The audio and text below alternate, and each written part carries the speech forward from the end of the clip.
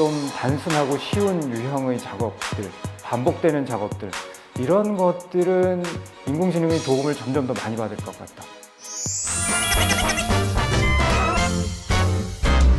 예를 들면 뭐 비서 업무라든가 격리 업무라든가 뭐 이런 유형들도, 격리 같으면 이제 사무 영역에서는 RPA라고 하는 이제 자동화, AI를 활용한 자동화 시스템, 이런 것들이 언급이 됩니다. 과거에 흔히 이제 격리라고 하는 표현 자체가 익숙하지 않은 세대도 있을 텐데, 그런 단순한 뭐 영수증 처리하고 하는 유형의 업무, 그와 관련된 서류 처리하고 하는 유형의 업무는 점점 더 자동화될 것이고요. 그로부터 약간 더 응용하고 고급의 역할이랄까? 이런 거는 또 계속해서 나타나고 변형이 될 겁니다. 그러니까 회사 안에서 그런 사무보조 유형의 업무가 있다라고 하면 그 업무가 계속 약간씩은 변형되는 형태로 변화하지 않을까. 그러니까 그 직업군 자체가 통째로 사라질 것 같지는 않고요, 제가 보기에. 다른 한편 실제 업무의 내역은 이제 약간씩 바뀌어가고,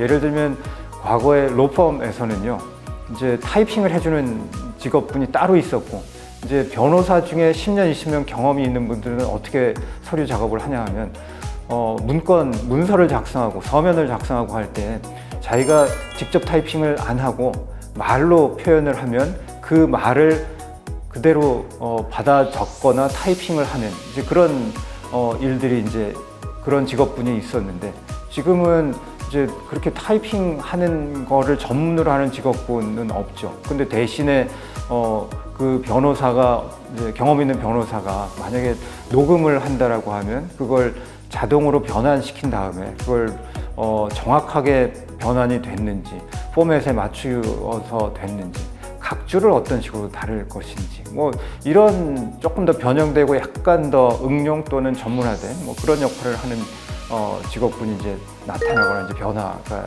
이제 있을 것 같습니다.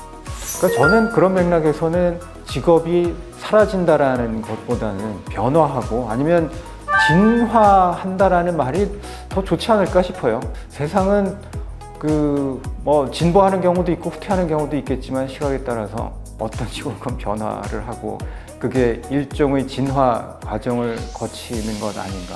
진화라고 하는 거는 뭐 자연 환경일 수도 있고 사회적인 환경일 수도 있고, 그런 환경이 바뀌는 것에 맞춰서 이제 여러 형태로 변화하고 적응해 가는 과정, 뭐 그런 면이 있을 것 같습니다.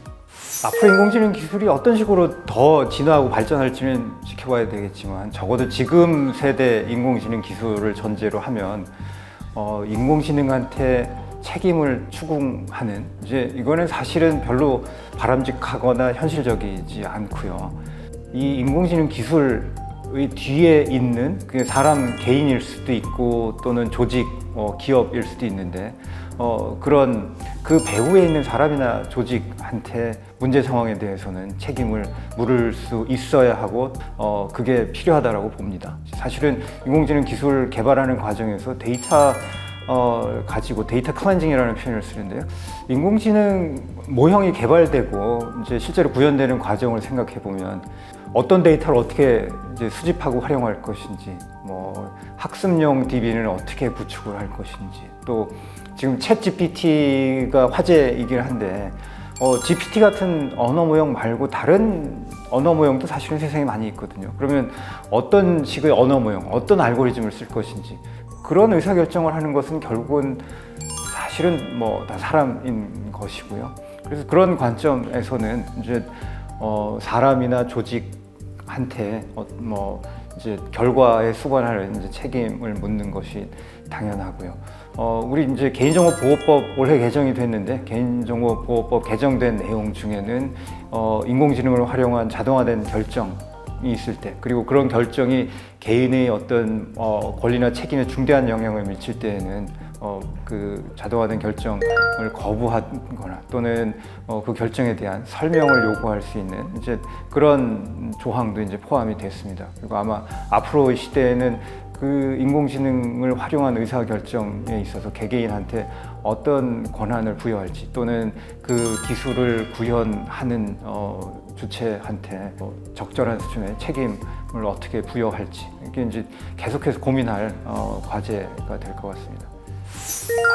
이 인공지능을 이용한 이제 결과물을 저작권의 맥락에서 어떻게 바라볼 것이냐 하는 게 굉장히 큰 사회적인 고민거리, 새로운 과제입니다. 이 영역을 어떻게 볼 것이냐에 관해서 세계 곳곳에서 새로운 의견들이 제시가 되고 있고요. 우리나라에서도 챗GPT가 나오기 전에 이미 이제 인공지능 영역과 관련된 저작권 문제를 어떻게 볼 것이냐에 대해서 새로운 이제 이슈가 나타나고 그에 관해서 법 개정안도 이제 마련이 되어 있긴 합니다. 앞으로 조금 더 본격적인 논의가 필요할 텐데 이제 아주 큰 틀에서는 이런 겁니다. 그 인공지능을 포함해서 이제 말하자면 창작자들이 있죠.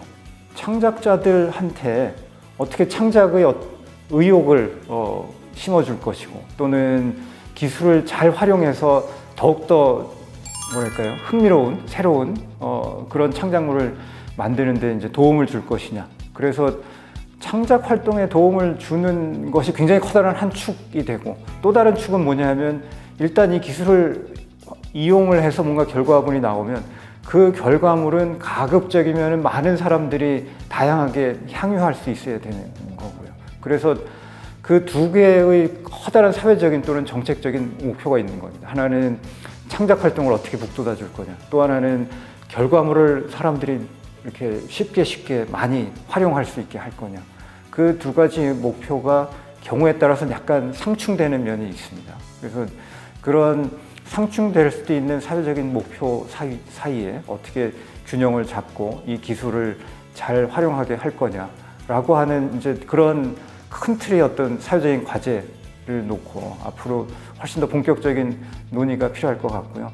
그리고 이제 한 가지 추가로 말씀드릴 수 있는 것은 이제 창작자 입장에서도 예를 들면 그 이미지를 만들어주는 AI 같으면 이제 어떤 특정한 사람의 화풍을 반영하는 이제 이미지가 나오기도 합니다. 이미 뭐 몇 년 전에 예를 들면 뭐 고호 느낌의 그림이 이제 만들어지고 뭐 이런 것들 있었죠. 근데 지금은 예를 들면 현재 활동하고 있는 화가 또는 웹툰 작가 이런 느낌으로 그림을 그려주기도 합니다. 근데 지금의 기술로는 사실은 그림을 꼼꼼하게 보면 사람이 정말 한 땀 한 땀 이제 공들여서 만든 그림과 인공지능을 통해서 만들어진 그림은 꼼꼼하게 보면 좀 차이가 납니다. 근데 화가 입장에서는 사실은 기분 나쁠 수 있고요. 다른 한편으로는 화가 입장에서도 그 인공지능 기술을 활용해서 말하자면 그림 초안을 생성한 다음에 그것에 기초해서 조금 더 꼼꼼하게 생동감 있게 변형하는 게 가능할 수도 있을 것 같고요. 그러니까 현재 시점 기준으로는 양면성이 있을 것 같습니다. 아티스트, 작가 입장에서도 내가 만든 거와 유사한 게 아주 쉽게 만들어지네. 그건 안 되는데? 라는 문제의식이 있을 수도 있고 다른 한편 내가 초벌 작업하는데 품이 드는 것을 이 기술을 활용해서 훨씬 더 쉽게 작업한 다음에 진짜 내 작품성은 그 다음 단계 그걸 훨씬 더 깊이 있고 풍부하고 뭔가 이렇게 새롭게 만드는 그런 용도로 할 수도 있겠다. 그래서 앞으로 좀 더 지켜볼 부분도 있는 것 같습니다. 다음 얘기가 궁금하신 분들은 구독, 좋아요, 알람 설정 꼭 부탁드립니다. 감사합니다.